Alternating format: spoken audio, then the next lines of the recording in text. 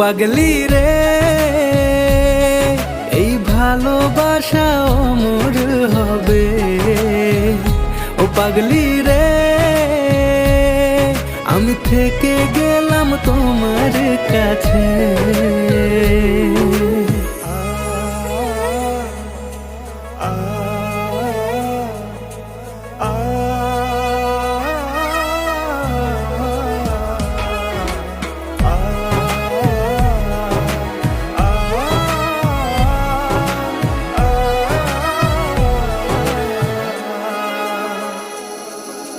ছোট্ট একটা ঘর আর সংসার হবে মধুর।